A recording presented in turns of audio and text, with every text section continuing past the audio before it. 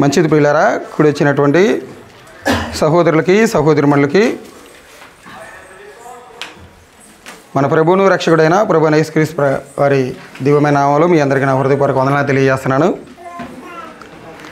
ఇప్పటివరకు కూడా దేవుడు మనకి మంచి ఆరోగ్యాన్ని ఆయుష్నిచ్చి ఈ రీతిగా మనల్ని సజీవులుగా లెక్కల్లో ఉంచి ఆయన ఆరాధించడానికి, ఆయన మహిమపరచడానికి దేవుడిచ్చినటువంటి యొక్క సమయాన్ని బట్టి మనందరం కూడా తండ్రి అయిన దేవునికి కృతజ్ఞతాస్తుతులు చెల్లించా బద్దులో ఉన్నాం కనుక ప్రతి ఒక్కరు కూడా మన అనుదిన జీవితంలో దేవుడు చేస్తున్నటువంటి మేలులకి మనందరం కూడా కృతజ్ఞతాస్తుతులు చెల్లింప బద్దులో ఉన్నాం కనుక ఎవరు కూడా మర్చిపోకుండా దేవునికి ప్రతిరోజు సమయం దొరికినప్పుడల్లా ప్రార్థనలో దేవునికి కృతజ్ఞతాస్తుతులు అనేది చెల్లించడం, అది యేసుక్రీస్తు నామములో దేవుని యొక్క చిత్తం అనే లేఖన భాగం సెలవిస్తుంది కనుక కాబట్టి ప్రతి ఒక్కరు కూడా అలా చేస్తూ ఆయనకి కృతజ్ఞతలు చెల్లిద్దామండి.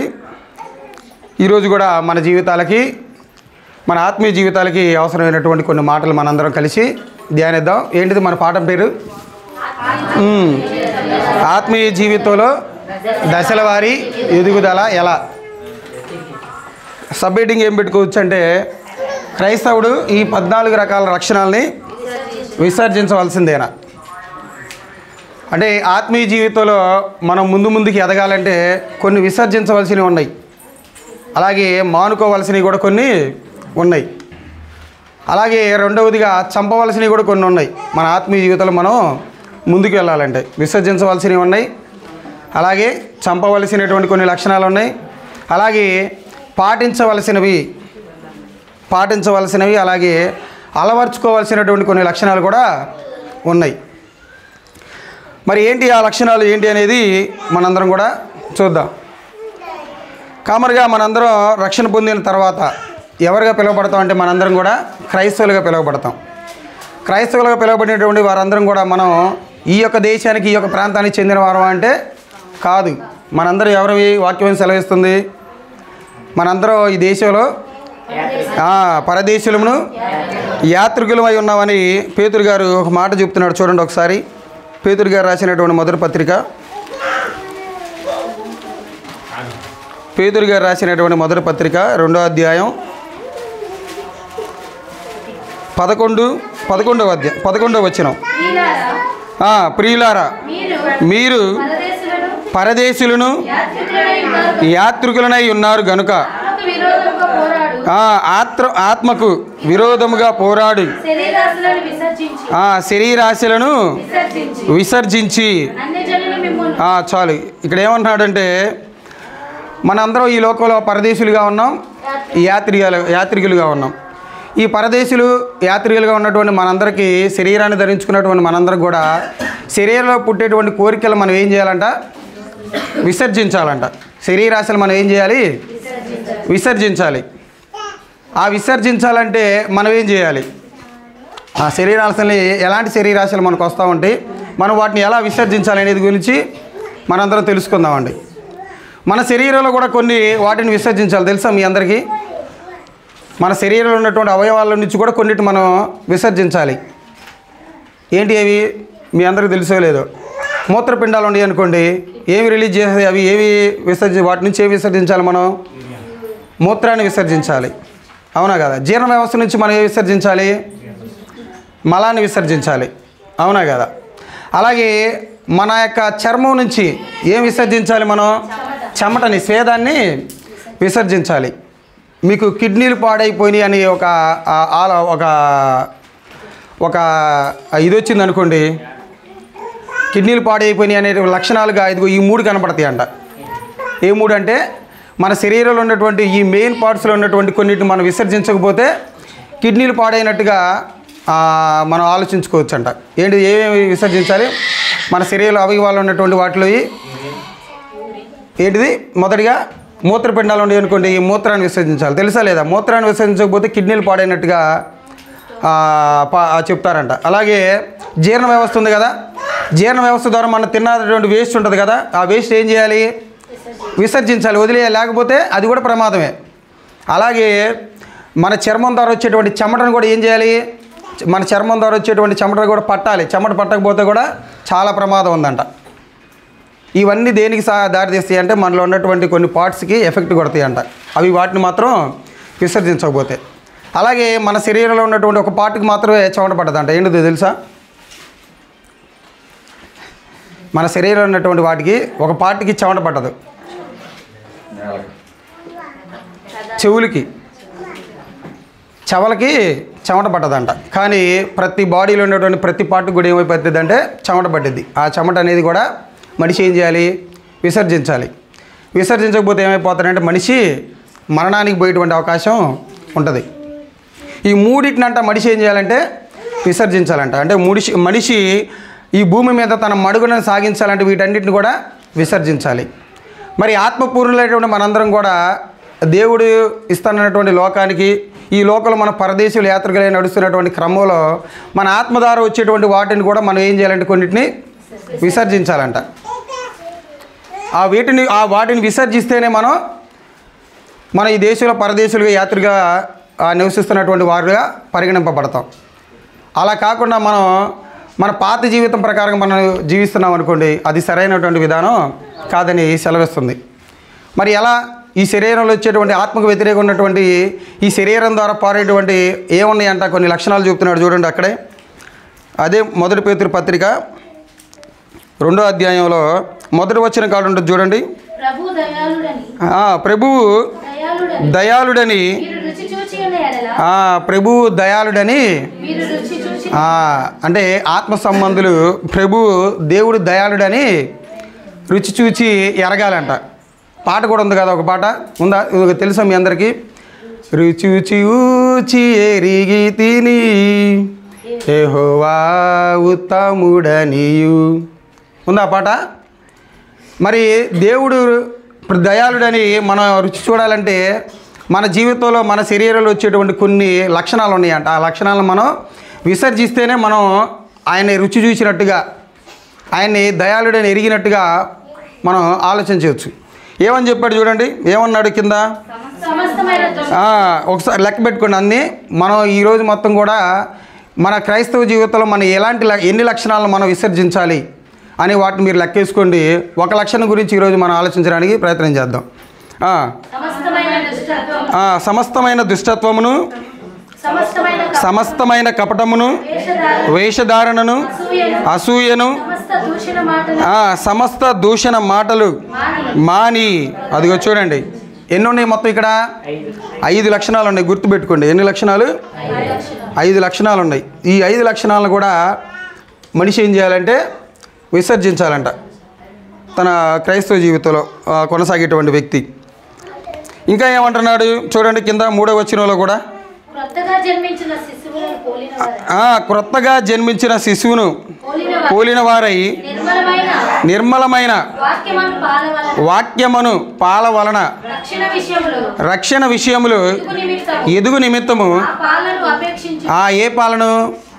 వాక్యం అనేటువంటి పాలన ఏం చేయాలంటే ఆపేక్షించాలంట. అంటే వాక్యం దగ్గరకు మనం రావాలంట, వాక్యాన్ని రుచి చూడాలంట.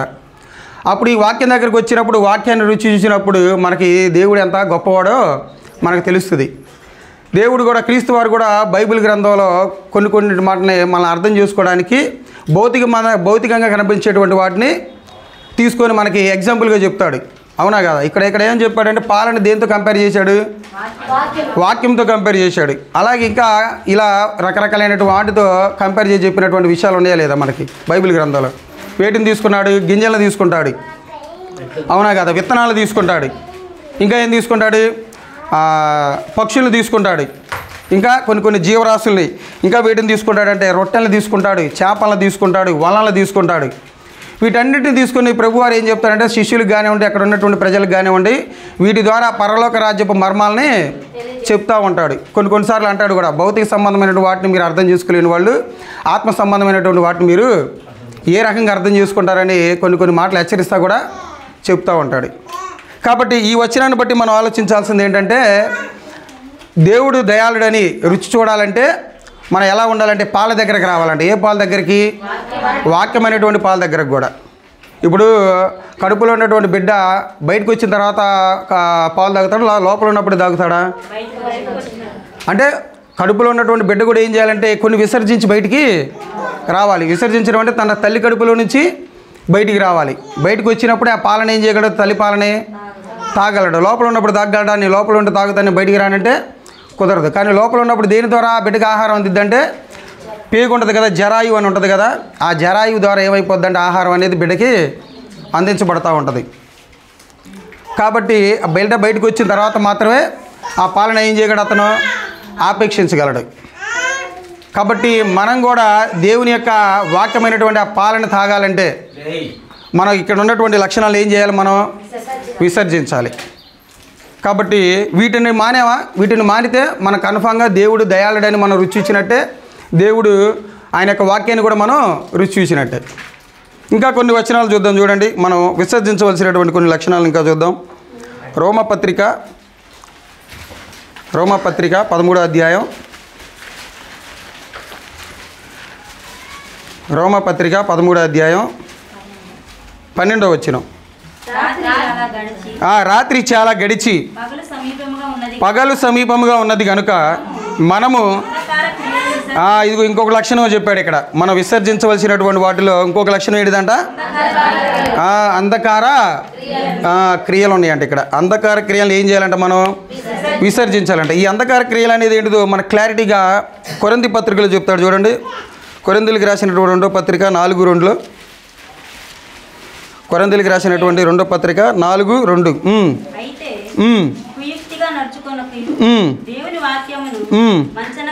వంచనగా బోధింపకయు సత్యమును ప్రత్యక్షపరచుట వలన ప్రతి మనుష్యుని మనస్సాక్షి ఎదుట మమ్మును మేమే దేవుని సముఖమును మెప్పించుకొనొచ్చు. అదిగో చూడండి, ఇక్కడ ఇందాక ఏమన్నాడు? ఇందాక ఎలాంటి క్రియలు అన్నాడు? అంధకార క్రియలు అన్నాడు కదా. ఈ అంధకార క్రియలనే ఇంకా మనకి విశదపరిచి ఇక్కడ ఈ కొరింథీ పత్రికలు చెప్తున్నాడు పౌలు గారు. ఏమంటున్నాడు? అవమానకరమైనటువంటి రహస్య కార్యములను విసర్జించి ఉన్నాము. అంటే అంధకార క్రియలన్నా కానీ అవమానకరమైనటువంటి క్రియలన్నా కానీ రెండు ఒకటే. కాబట్టి ఇప్పుడు మనకి ఎన్ని లక్షణాలు వచ్చినాయి? 6 వచ్చినాయి. అంటే పేతురు పత్రికలో 2వ అధ్యాయంలో ఉన్నటువంటి 5 లక్షణాలు, దీంట్లోది ఒకటి. మొత్తం ఎన్ని వచ్చినాయి? 6. ఇంకా చూద్దాం, ముందుకెళ్దాం. ఎఫెసీ పత్రిక 4:25.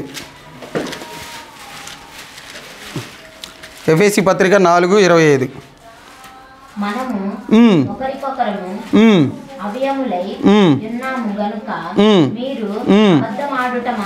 ఇక్కడ ఏమంటున్నాడు? ఏం మానుకోమంటున్నాడు? విసర్జించడం అన్నా మానుకోవడం అన్నా రెండు ఒకటే.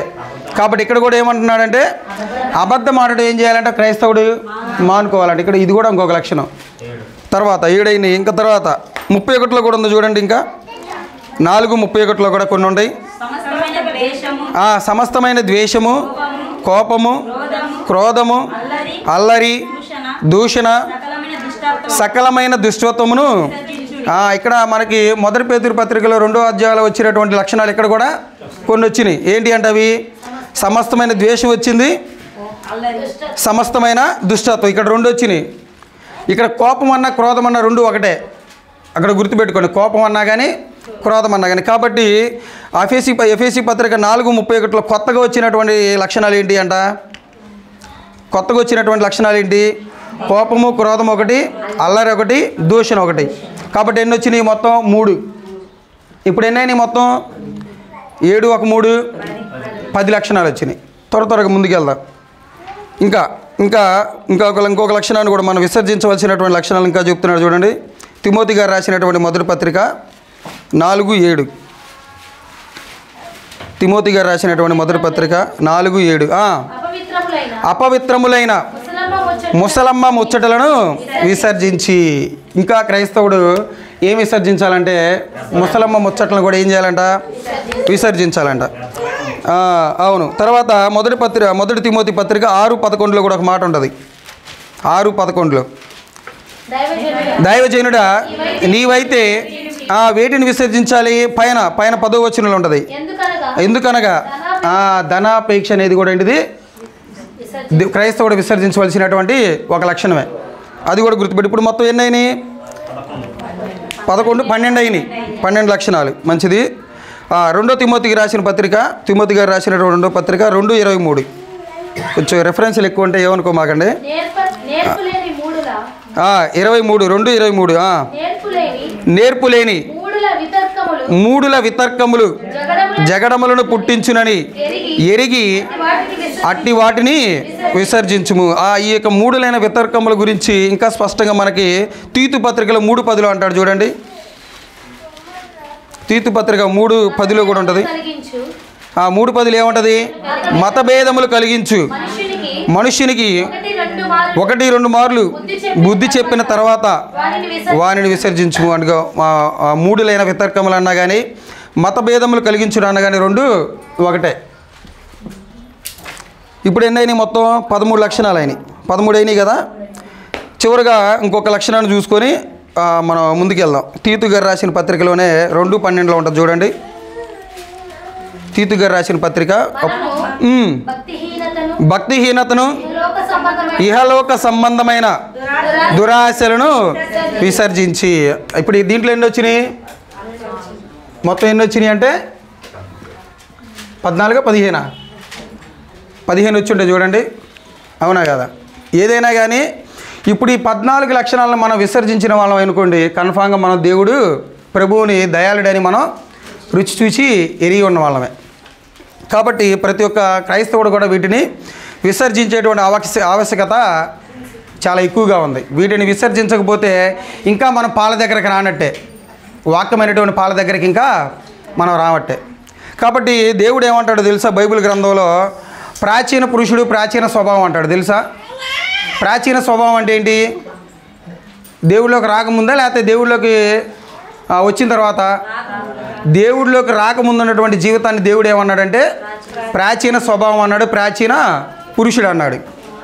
మరి ప్రాచీన స్వభావం ప్రాచీన పురుషుడు ఎలాంటి లక్షణాలు ఉంటాయి అంటే ఇదిగో ఈ 18, ఈ 15 ఈ లక్షణాలు ఉంటాయి. ఈ యొక్క 14, 15 లక్షణాలను విసర్జించి ఎప్పుడైతే ఒక వ్యక్తి ముందుకు వస్తాడో అతడు ఎలాంటి స్వభావాన్ని ధరించుకుంటాడంటే నవీన స్వభావాన్ని. అదే అంటాడు చూడండి ఎఫెసీ పత్రిక 4:22లో. ఎఫెసీ పత్రిక 4:22 ఏమంటాడు చూడండి. మునుపటి ప్రవర్తన విషయంలోనైతే మోసకరమైన దురాశల వలన చెడిపోవు మీ ప్రాచీన స్వభావమును వదులుకొని మీ చిత్తవృత్తి యందు నూతన పరచబడిన వారై. అంటే ఇప్పుడు మీ ప్రాచీన స్వభావాన్ని ఏం చేయాలంటే మనందరం కూడా వదులుకోవాలంట. వదులుకున్నప్పుడే మనం దేవుణ్ణి రుచి చూసినటువంటి వ్యక్తులుగా మనం మారిపోతాం. కాబట్టి ఇంకా లక్షణాలని ముందుకెళ్తే ఇంకేం చేయమన్నాడు చూడండి. రోమపత్రిక 6:6లో, రోమపత్రిక 6వ అధ్యాయం 6వ వచనంలో పాపమునకు దాసులము కాకుండానట్లు పాప శరీరము నిరర్థకమగునట్టు మన ప్రాచీన స్వభావమును ఆయనతో కూడా సిలువ వేయబడినని ఎరుగుదము. మనం అంట ఇంతకుముందు దేవుళ్ళకి రానప్పుడు ఇలాంటి లక్షణాలు కలిగి జీవించేటువంటి వ్యక్తులు, ఇలాంటి లక్షణాలు కలిగి జీవించేటువంటి వ్యక్తిని ఏమన్నాడంటే ప్రాచీన స్వభావం అన్నాడు. మరి ఈ ప్రాచీన స్వభావాన్ని మనం ఏం చేయాలనుకుంటా? మనం ఏం చేయాలి? మన బాప్తీస కార్యక్రమంలో సిలువ వేయాలంట. ఇలాంటి ఆశలు తీసివేయాలనే కదా ప్రభువారు మనకు పడేటువంటి శిక్షణ ఆయన మీద వేసుకొని కలువరి శిలువలో బలియాగం జరిగించింది. అవునా కదా? ఎవరి కోసం ఆయన బలియాగం జరిగించింది? ఈ పాప ప్రక్షాళన కోసం కదా. ప్రపంచంలో ఉన్నటువంటి జనంలో ఉన్నటువంటి పాపాన్ని తీసివేయడానికి ఆయన ఏం చేశాడంటే ఆ పాప భారాన్ని ఆయన మీద వేసుకొని ఏం చేశాడు? ఆ కలువరి శిలువ మీద బలియాగం జరిగించాడు. కానీ భక్తి జీవితాలకు మనం వచ్చిన తర్వాత సంవత్సరాలని గడుస్తున్నాయి, కానీ మనం మాత్రం వీటిని మానుకోలేకపోతున్నాం. మన వల్ల కావట్లా వీటిని మానుకోవడానికి. వల్లకాడికైనా వెళ్తున్నాం కానీ ఎక్కడికి? వల్లకాడికైనా మనుషులు వెళ్తున్నారే కానీ వీటిని మాత్రం మనుషులు మానుకోలేకపోతున్నారు. ఎందుకంటే వాళ్ళు పాలు అనేటువంటి వాక్యం అనేటువంటి పాలు అనేదాన్ని ఇలాంటి లక్షణాలు మానుకునే వాళ్ళు పాలు అనేటువంటి వాక్యాన్ని ఏం చేయలేదు, ఇంకా రుచి చూడలేదు. ఇవన్నీ మానుకొని ఒకసారి వీటన్నిటిని మనం మానుకొని జీవించామనుకోండి, కన్ఫామ్గా మనం దేవుని యొక్క వాక్యాన్ని మన పాలనేటువంటి వాక్యం దగ్గరకు మనం వచ్చిన వారంగా మనం పిలువబడతాం. కాబట్టి వీటన్నిటిని కూడా మనందరం విసర్జించాలి. వీటన్నిటి గురించి ఒక్కొక్క దాని గురించి నేను చెప్పాలనుకుంటున్నాను. మొదటిది ఏంటిది మనం చెప్పుకుంది సమస్తమైనటువంటి దుష్టత్వాన్ని మనం విసర్జించాలి. అసలు ఏంటిది? అసలుకి దుష్టుడు అంటే ఏంటో తెలుసా? దుష్టత్వాన్ని ఇంకొక మనం ఏమనొచ్చు అంటే దుష్టుడు అని కూడా అనొచ్చు. దుష్టుడు అనేటువంటి పదానికి ఆ మూల భాషలో ఏముందంటే గ్రీక్ భాషలో నేను చెక్ చేసినప్పుడు కకి అని కనబడింది. దుష్టత్వం అనేటువంటి మాటకి అర్థం దొరకల బైబిల్ క్లారిటీగా. మూల భాషలు కూడా తెలుసుకోవాలి. మనకు కొన్ని మూల భాషల గురించి కూడా మనకు కొంచెం అవగాహన ఉండాలి. ఈ ప్రపంచంలో ఎవరిని ఎక్కువ తెలివిమంతుడు అంటారు తెలుసా? మంచి నాలెడ్జిబుల్ పర్సన్ అని ఈ ప్రపంచంలో ఎవరు అంటారంటే ఎక్కువ భాషలు తెలిసిన వాళ్ళని మంచి తెలివి కలిగిన వ్యక్తి అంటారు. మన యొక్క ఆంధ్రప్రదేశ్లో కూడా మంచి తెలివి కలిగినటువంటి వ్యక్తి ఉన్నాడు. ఆయన పివి నరసింహారావు గారని మన ప్రధానమంత్రిగా కూడా చేశాడు, ఆర్థిక మంత్రిగా కూడా పనిచేశాడు ఆయన. ఆయనకి మన నోటు మీద ఉంటాయి కదా, మన 10 రూపాయల నోటు మీద ఎన్ని భాషలు ఉంటాయో తెలుసా? 12-14 భాషలు ఉంటాయి. అన్ని భాషలు వచ్చండి ఆయనకి. ఎవరికి? పివి నరసింహారావు గారికి. అందుకని అంత మంచి టాలెంటెడ్ పర్సన్ ఆయన. ఆయనకి మన భారతదేశంలో భారతరత్న అంటే పెద్ద అవార్డు. అది భారతదేశంలోనే బాగా చెప్పుకోదగ్గ అవార్డు ఏదైనా ఉందంటే భారతరత్న అనేటువంటి అవార్డు కూడా ఇచ్చారంట ఆయనకి. దేన్ని బట్టి? అనేక రకాలైనటువంటి భాషల్ని నేర్చుకోవడాన్ని బట్టి. అంటే అన్ని భాషలు మనం నేర్చుకునేటువంటి ఓపిక లేదులే, కానీ మనం ఏం చేయాలంటే ఈ దుష్టుడు అనేటువంటి మాటకి మూల వాక్యాలు మనం తెలుసుకున్నట్లయితే కకియా అంటారంట. ఏమంటారు? దుష్టుడిని మూల భాషలు ఏమంటారంటే కకియా అంటారంట. అంటే దీనికి తెలుగు అర్థం ఏంటిదంటే, దుష్టుడు అనేటువంటి మాటకి తెలుగు అర్థం ఏంటిదంటే ఇతరులకు హాని చేయటంలో, అంటే ఇతరులకు హాని చేసేటువంటి వ్యక్తిని, అంటే మాట రూపేణా కానీ క్రియ రూపేణా కానీ, మాట పరంగా అయినా కానీ క్రియపరంగా అయినా కానీ ఇతరులకు హాని చేసేటువంటి వ్యక్తిని ఏమంటారు? ఇతరులకు హాని చేసేటువంటి వ్యక్తిని ఏమంటారంటే దుష్టుడు అంటారంట. అది ఏ రకమైన అయినా కానీ, మాట రూపేణ అయినా కానీ క్రియ రూపేణ అయినా కానీ. ఇలా ఈ 2 రకాల లక్షణాలు కలిగి జీవించేటువంటి వ్యక్తిని ఏమంటారంటే దుష్టుడు అంటారంట. మాట రూపంగా హాని చేసే వాళ్ళు ఉంటారంటే వాళ్ళలో మన సొంత వాళ్ళు కూడా ఉండొచ్చు, మన రక్త సంబంధికులు కూడా ఉండొచ్చు. మనకి మాట రూపేణ కానీ క్రియ రూపేణ కానీ మనకి హాని చేయాలని చూసేటువంటి వ్యక్తులు. మరి బైబిల్ గ్రంథంలో ఇలా దుష్టత్వం కలిగి జీవించేటువంటి వ్యక్తులు ఉన్నారంటే ఉన్నారు. వాళ్ళు ఎవరో చూసుకొని ఈనాటి కార్యక్రమాన్ని మనం ముగించుకుందాం. ఒకసారి చూద్దాం, చూడండి. ఒక 5 సందర్భాలను మనం ఆలోచన చేద్దాం. అసలుకి దుష్టుడు అనేటువంటి పదానికి ఎవరెవరు ఉన్నారు అనేది ఆదికాండం 13వ అధ్యాయం.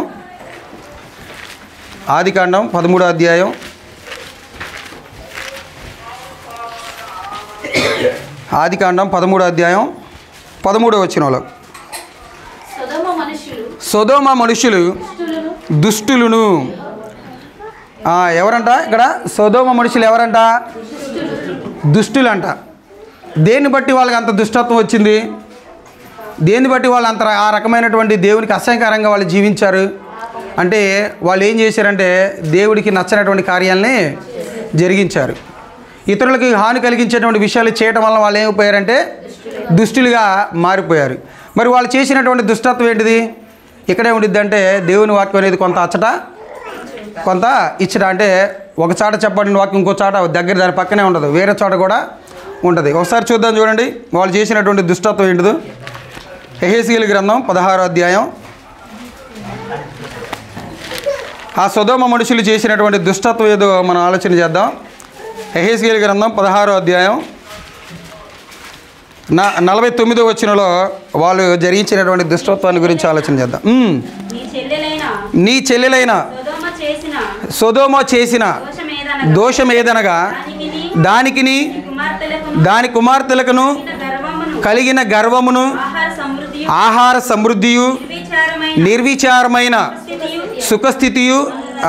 మరి ఆ సొదొమలో నివసించేటువంటి మనుషులకి అంత గర్వం రావడానికి గల కారణం ఏంటిదంటే ఆహార సమృద్ధియు నిర్విచారమైనటువంటి సుఖస్థితి. ఈ రెండిటిని బట్టి వాళ్ళు ఏమైపోయారంట? గర్విష్ఠులు అయిపోయారంట, దుష్టులుగా మారిపోయారంట. ఏదో దేవుడి పట్ల భయభక్తులు కలిగినటువంటి లోతు గారి కుటుంబాన్ని కూడా ఏం చేయాలనుకున్నారు? వాళ్ళని కూడా ఏం చేయాలనుకున్నారు? హాని కలిగించాలనుకున్నారు. వాళ్ళ ఇంటికి వచ్చినటువంటి వ్యక్తుల మీద పాపం చేయాలనుకున్నారు వాళ్ళు. అంతే కదా. మరి వాళ్ళు ఇతరుల మీద ఏం చేయాలనుకున్నారు? ఇతరులకు ఏం చేయాలనుకున్నారు? వాళ్ళు హాని చేయాలనుకున్నారు. హాని చేయాలి కాబట్టి హాని చేసేటువంటి వ్యక్తులు ఏమనుకున్నాం మనం ఇక్కడ? దుష్టులు అన్నాం.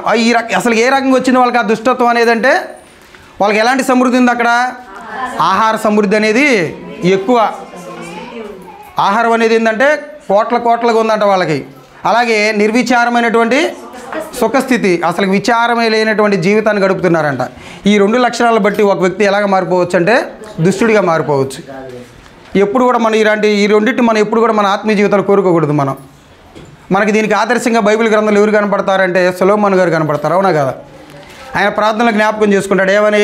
దేవా, నన్ను లేమిలోనే ఉంచమాకు, మళ్ళీ ధనికుడిగానే ఉంచని మాకు. నన్ను ఎలా ఉంచాలంటే నాకు కావాల్సింది ఇచ్చేంత స్థితిలోనే నన్ను ఉంచు. ఎక్కువై కూడా నిన్ను నేను దూషించవచ్చు, తక్కువై కూడా నిన్ను నేను దూషించవచ్చు. కాబట్టి నాకు ఎక్కువ కాదు, తక్కువ కాదు, మౌనంగా నాకు నా ఆహార సమృద్ధిని కానివ్వండి, నిర్విచారమైనటువంటి సుఖస్థితిని కానివ్వండి కావాలని సొలొమోను గారు కోరుకుంటారు. అలాంటి స్థితిని కానీ మనం కోరుకోవాలి దేవుడి నుంచి ప్రార్థనలో.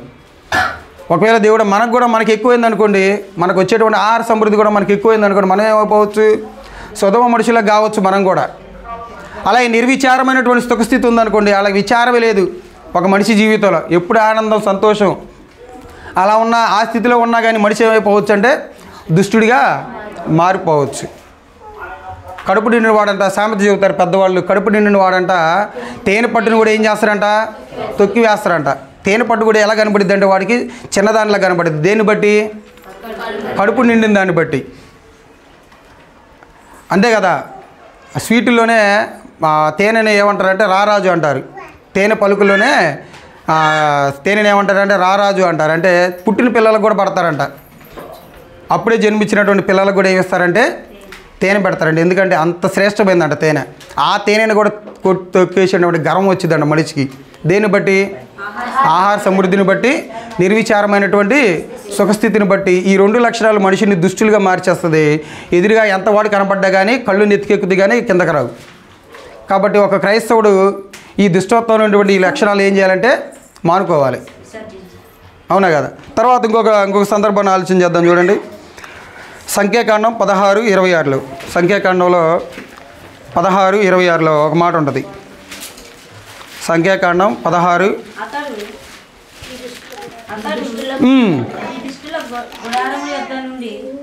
సంఖ్యాకాండం 16:26. అతడు ఈ దుష్టుల గుడారము యొద్ద నుండి తొలగిపోవుడి, మీరు వారి పాపములన్నిటిలో పాలివారై నశింపక ఉంటున్నట్లు వారికి కలిగినది ఏది పెట్టకూడని సమాజం. ఇక్కడ ఎవరి సందర్భం మనందరికీ తెలుసు. ఎవరిది సందర్భం అంటే కోరాహు సంబంధులది. కోరాహు సంబంధులు దేవుడి మీద తిరుగుబాటు చేయటం వల్ల దేవుడు ఏం చేస్తారంటే వాళ్ళకి శిక్షణ విధిస్తాడు. 250 మంది ఉంటారు. వాళ్ళు 250 మంది సైనికులు ఉంటారు వాళ్ళ దగ్గర. వాళ్ళు ఏం చేస్తారంటే ఆ సమాజం మొత్తం కూడా ఏం చేస్తారు? దేవుడి మీద తిరుగుబాటు చేస్తారంట. తిరుగుబాటు చేయడాన్ని బట్టి దేవుడు ఏం చేస్తారంటే వాళ్ళని శిక్షిస్తాడు. తెలుసు మీ అందరికీ ఇక్కడ సందర్భం ఏం జరిగింది? భూమి తన నోరు తెరిచి ఏమైపోయిందంటే ఆ 250 మందిని కూడా ప్రాణంతో ఉండగానే ఏం చేసిద్దంటే వాళ్ళందరూ కూడా ఆ భూమి నేర్చి చనిపోతారు. దేన్ని బట్టి వాళ్ళకి అంత శిక్ష వచ్చింది?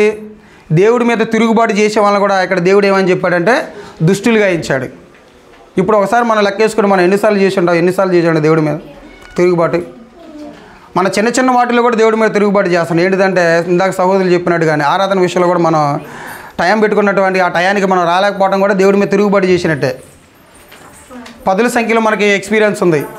20 సంవత్సరాలు, 30 సంవత్సరాలు, 5 సంవత్సరాలు కానివ్వండి, 2 సంవత్సరాలు కానివ్వండి, 3 సంవత్సరాలు కానివ్వండి, ఎన్ని సంవత్సరాలు కానివ్వండి, చిన్న చిన్న వాటిల్లో కూడా మనం ఏమైపోతున్నామంటే దేవుడి మీద తిరుగుబాటు చేసేటువంటి స్థాయిలోకి పోతా ఉన్నాం మనం. అలా దేవుడి మీద తిరుగుబాటు చేసేటువంటి వ్యక్తిని దేవుడు ఇక్కడ ఏమని చెప్తున్నాడంటే ఇతను ఎవడంట? దుష్టుడు అంట. కాబట్టి ఈ చిన్న వాటిల్లో కూడా మనం కూడా నిర్లక్ష్యంగా ఉన్నామనుకో, మనం కూడా ఏమని పడతామంటే దేవుడి మీద తిరుగుబాటు చేసిన వారిలాగా ఉంటాం. మనం కూడా దుష్టులుగా ఎంచబడతాం. కాబట్టి ఇలాంటి లక్షణం కూడా మనం కలిగి ఉండకూడదు. దుష్టులకు ఉండవలసిన లక్షణం మనం కలిగి ఉండకూడదు. దేవుడి మీద తిరుగుబాటు చేసేటువంటి లక్షణం మనం కలిగి ఉండకూడదు. అలా దేవుడి మీద తిరుగుబాటు చేసేటువంటి వ్యక్తిని ఏమన్నాడంటే ఇక్కడ దుష్టుడు అన్నాడు. రకరకాల వాళ్ళ మీద మనం తిరుగుబాటు చేస్తాం. అత్త మీద కోడలు చేసిద్ది, కోడల మీద అత్త చేసిద్ది, మామ మీద అల్లుడు చేస్తాడు, అల్లుడి మీద మామ చేస్తాడు, భార్య మీద భర్త చేసిద్ది, భర్త మీద భార్య చేసిద్ది, అన్న మీద తమ్ముడు, తమ్ముడి మీద అన్న, అక్క మీద చెల్లి, చెల్లి మీద అక్క. ఈ తిరుగుబాటు చేయడం వల్ల పెద్ద ప్రమాదం లేదు. కానీ దేవుడి మీద తిరుగుబాటు చేసి వచ్చేటువంటి ప్రమాదం చాలా పెద్దది.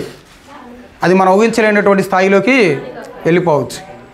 కాబట్టి ఈ సందర్భాన్ని బట్టి మనం ఏం నేర్చుకోవచ్చు అంటే ఆ కోరాహు సంబంధుల వల్ల కూడా మనం జీవించకూడదు, వాళ్ళ దుష్టత్వాన్ని కలిగి మనం జీవించకూడదు అని చెప్తున్నాడు. ఇలా కుమారులు కూడా కొన్ని కీర్తనలు రాశారు తెలుసా మనందరికీ. కోరా సంబంధులు కీర్తనల గ్రంథంలో 8 కీర్తనలు రాశారంట వాళ్ళు, చూడండి. కాబట్టి ఈ కోరా సంబంధుల వల్ల దేవుడి మీద తిరుగుబాటు చేసేటువంటి లక్షణాన్ని కలిగి ఉండకూడదు, అది దుష్టత్వానికి సంబంధించినటువంటి లక్షణం. కాబట్టి ఇంకొక సందర్భాన్ని కూడా మనం ఆలోచన చేద్దాం. చూడండి, మొదటి సమూయేలు గ్రంథం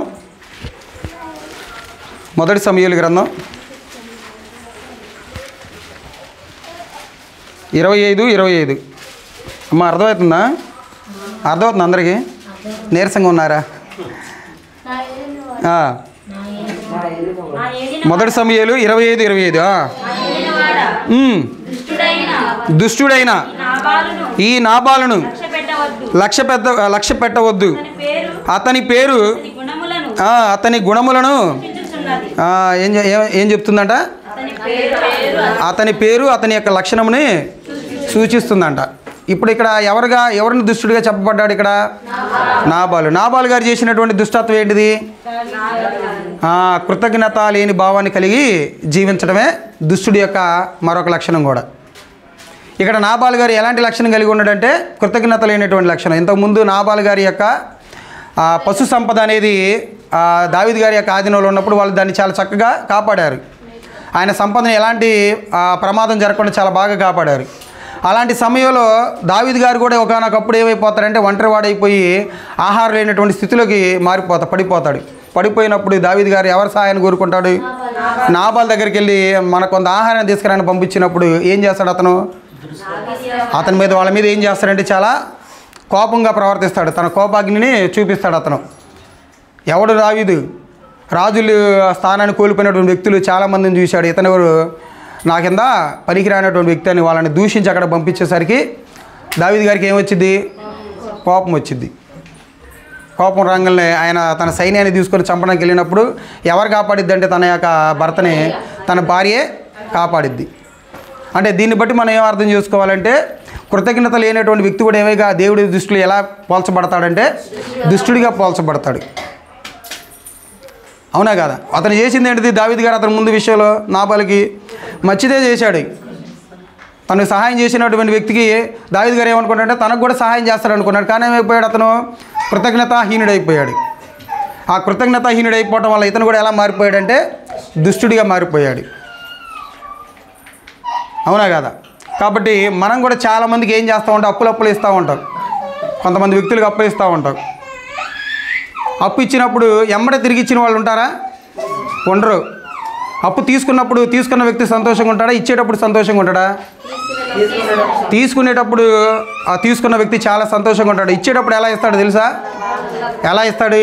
చాలా బాధతో ఇస్తాడు, చాలా విచారంతో ఇస్తాడు. అమ్ము ఇన్ని డబ్బులు ఇస్తున్నాను వీడికి, ఎంత డబ్బులు ఇస్తున్నాను వీడికి అని విచారంతో ఇస్తాడు. ఇచ్చినప్పుడేమో బాగానే సంతోషంగా తీసుకున్నాడు. కానీ తీసుకునేటప్పుడు ఎన్నిసార్లు అడుక్కోవాలి? ఇచ్చినోడు ఎన్నిసార్లు ఎల్లమ్మడి తిరగాల. అలా ఉండకూడదు. అలా అదేంటిదంటే కృతజ్ఞత లేనటువంటి భావం అది. అలాంటి లక్షణాన్ని దేవుడు దేనితో పోల్చాడంటే దుష్టుడితో పోల్చాడు దేవుడు. కాబట్టి అలాంటి లక్షణాన్ని కలిగి జీవించకూడదు మనం. ఇంకొక సందర్భాన్ని కూడా చూద్దాం. చూడండి, ఎస్తేరు గ్రంథం 7వ అధ్యాయం 6వ వచనంలో. ఎస్తేరు గ్రంథం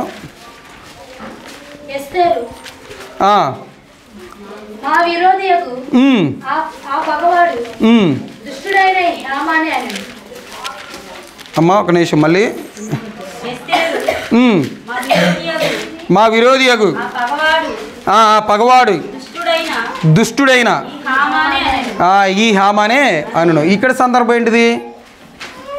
హామాను చేసినటువంటి దుష్టత్వం ఏంటిది? మొర్దెకై ఉన్నాడు తెలుసు కదా మీ అందరికీ. మొర్దెకై ఎవరు?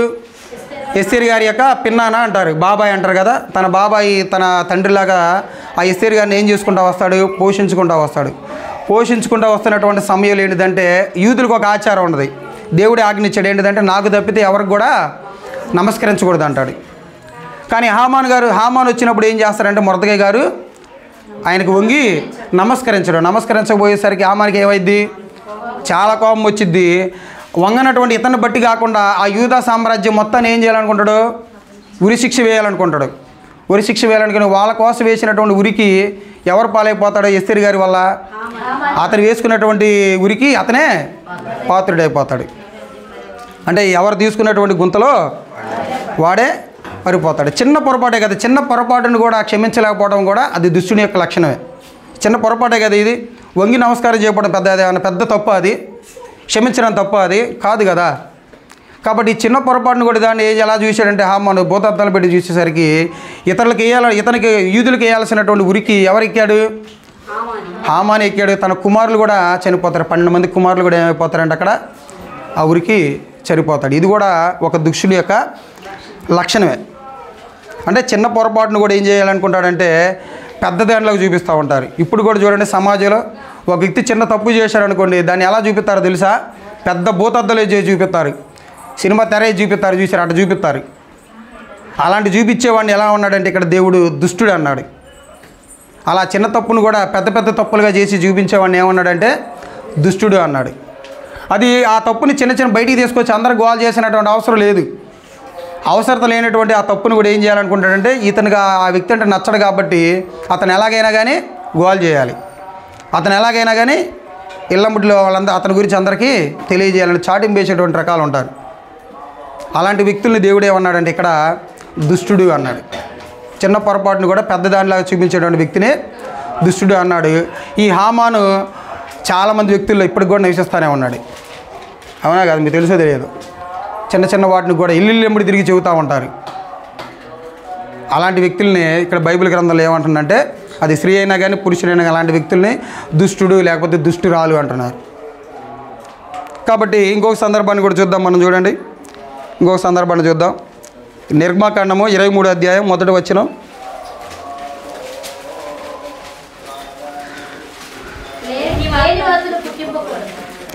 నిర్గమకాండం 23:1. లేని వార్తను పుట్టింపకూడదు, అన్యాయపు సాక్ష్యము పలుకుటకై దుష్టునితో నీవు అన్యాయ సాక్ష్యం పలుకుడుగా అంటే అన్యాయపు సాక్ష్యం చెప్పాడు. అబద్ధపు సాక్ష్యం చెప్పే వాళ్ళని ఏమన్నాడంటే ఇక్కడ దుష్టుడు అన్నాడు. కొంతమంది చూడండి, నోరు ఎత్తితే అబద్ధం, నోరు ఎత్తంది. అసలు నోరు స్టార్ట్ చేశారంటే వాళ్ళ జీవితం అనేది దేంతో స్టార్ట్ అయ్యిద్ది? అబద్ధంతోనే స్టార్ట్ అయ్యిద్ది. అలా అబద్ధాలు చెప్పి జీవించేటువంటి వ్యక్తుల్ని ఇక్కడ బైబిల్ గ్రంథాలు ఏమన్నాడంటే దేవుడు దుష్టునితో కంపేర్ చేయడం జరిగింది. కాబట్టి అలాంటి లక్షణాలు కూడా కలిగి జీవించకూడదు. ఇక్కడ దేంతో కంపేర్ చేశాడు? అబద్ధం చెప్పేవాడిని కూడా దేంతో కంపేర్ చేశాడంటే దుష్టునితో చెప్పాడు. అంటే ఇప్పుడు ఇంతవరకు నేను అబద్ధం చెప్పలేని వాళ్ళు ఎవరు ఉన్నారా? చేతులు ఎత్తండి. ఎవరు లేరా? అబద్ధం చెప్పని వాళ్ళు ఎవరైనా ఉన్నారా? నేను కూడా కాదులే, నేను కూడా అంటే మనందరం అలా చెప్పకూడదు. అలా ఎలాంటి విషయంలో అయినా కానీ అబద్ధం అనేది చెప్పకూడదు. అది మనకు తెలిసినంత వరకు నిజమే చెప్పాలి. అబద్ధం చెప్పి అబద్ధం కోసం ఇంకొక అబద్ధం ఆడటం, అబద్ధం కోసం ఇంకొక అబద్ధం ఆడటం, దాన్ని నిజం చేయాలని. ఒక వ్యక్తి ఒక విషయాన్ని నిజం చేయడానికి ఎన్నో అబద్ధాలు ఆడుతూ ఉంటాడు. అబద్ధం ఆడిన తర్వాత చివరికి ఎట్టగలక అది నిజమని తెలిసిద్దిగా. తెలిసిన తర్వాత ఇతను ఏమైపోతాడు? అందరి ముందు దోషి అయిపోతాడు కదా. అంత దూరం పోవటం ఎందుకు? నువ్వు అబద్ధం ఆడిన ఒక వ్యక్తికి తెలిసింది అనుకో, ఇంకొక అబద్ధం ఆడటానికి ఇంకో వ్యక్తికి, ఇంకొక అబద్ధం ఆడటానికి ఇంకో వ్యక్తికి, ఇంకొక అబద్ధం ఆడటానికి ఇంకో వ్యక్తికి, ఇలా ఈ యొక్క చైన్ ప్రాసెస్లో పోతానే ఉంటుంది కదా. పోతున్నప్పుడు ఒకసారి నిజం చెప్పినప్పుడు అక్కడే ఆగిపోయేదే, అబద్ధం చెప్పకపోయేసరికి ఊరంతా మారిపోగిద్ది. అప్పుడు అది నిజమని తెలిసిన తర్వాత నీకు ఎలా ఉంటుంది? అందరి ముందు నువ్వు దోషిగా అయిపోతావు కదా, అబద్ధపు ఆడేటువంటి వ్యక్తిగా మారిపోతావు కదా. కాబట్టి అలా ఉండకూడదని చెప్తున్నాడు దేవుడి వాక్యం. అబద్ధాలు ఆడేటువంటి వ్యక్తిగా దేవుడి వాక్యం ఉండకూడదు అంటున్నాడు. కాబట్టి దీని నుంచి కూడా మనం నేర్చుకోవాల్సింది ఏంటంటే ఈ వచనం నుంచి కూడా మరి ఏమన్నాడు? చదవండి ఇంకోసారి. లేని వార్తను పుట్టింపకూడదు, అన్యాయపు సాక్ష్యమును పలుకుటకై దుష్టునితో నీవు కలయకూడదు అని చెప్తున్నాడు. అన్యాయం సాక్షి అంటే ఎవరైతే అబద్ధాలు చెప్తా జీవిస్తూ ఉంటారో వాళ్ళతో దేవుడి సహవాసం కూడా వద్దంటున్నాడు. తెలుసా లేదా? మనం చేసేటువంటి సహవాసంలో ఎంతోమంది అబద్ధాలు చెప్తూ ఉంటారు. అలాంటి వ్యక్తులు ఏం చేయొద్దన్నాడు దేవుడు? సహవాసం చేయొద్దు అన్నాడు. చేస్తే నువ్వు కూడా వాళ్ళలాగా మారిపోవచ్చు నువ్వు కూడా. అలాంటి వాడితో కలయకూడదు అంటున్నాడు. ఇప్పుడు ఎన్ని చూసాం దుష్టుడి యొక్క లక్షణాలు? 5 చూసాం. మొదటిది ఏంటిది? మొదటిది ఏంటిది? సొదొమ మనుషులు వాళ్ళ యొక్క దుష్టత్వం. దేన్ని బట్టి దుష్టత్వంలో మారిపోయారు? ఆహార సమృద్ధిని బట్టి, నిర్విచారమైనటువంటి సుఖస్థితిని బట్టి. రెండోది ఎవరిని చూసుకున్నాం మనం? కొరాహు గురించి. ఎవరైతే దేవుడి మీద తిరుగుబాటు చేస్తారో వాళ్ళని దుష్టులుగా దేవుడు చెప్పాడు. తర్వాత మూడోదిగా నాబాలు గురించి. కృతజ్ఞత లేనటువంటి భావం కలిగినటువంటి వ్యక్తిలో ఉండేటువంటి లక్షణమే దుష్టుడి యొక్క లక్షణం. తర్వాత నాలుగోది ఏంటిది? హామాన్ యొక్క అంటే చిన్న చిన్న పొరపాటును కూడా పెద్దదిగా చూపించి తనకు తాను ఏం చేసుకున్నాడంటే ఉరికి పాత్రుడయ్యాడు. చివరికి ఐదోది ఏంటిది? దుష్టుడి యొక్క లక్షణంలో లేని వార్తను పుట్టింపకూడదు, అబద్ధపు సాక్ష్యం పలకకూడదు. అలా అబద్ధ సాక్ష్యం పలికినటువంటి వ్యక్తి కూడా ఏమైపోతాడంటే దుష్టుడి లెక్కలో పడిపోతాడు. మరి ఇలా దుష్టులు ఇలాంటి దుష్టత్వం కలిగి జీవించేటువంటి వ్యక్తికి వచ్చేటువంటి పర్యవసానాలు ఏంటి? ఎలాంటి స్థితిలోకి పడిపోతాడు అతను? అంటే అతనికి వచ్చేటువంటి రిజల్ట్ ఏంటి అనేది మనం చూద్దాం. ఇది దాన్ని కూడా చూద్దాం తొందరగా. ఎంత అయిందన్న సమయం? 40 నిమిషాలు అయిందా? చూడు, 40 అయిందా? సరే, ఒక 2 లక్షణాలు చూసుకుందాం. 5 లక్షణాలు ఉండే సమయం సరిపోదు. ఒక 2 లక్షణాలు చూసుకుందాం. అంటే దుష్టత్వం కలిగి దుష్టత్వాన్ని మానుకోకుండా జీవించేటువంటి వ్యక్తి పొందుకునేటువంటి పర్యవసానాలు ఏందో చూసుకుందాం ఒకసారి. కీర్తనల గ్రంథం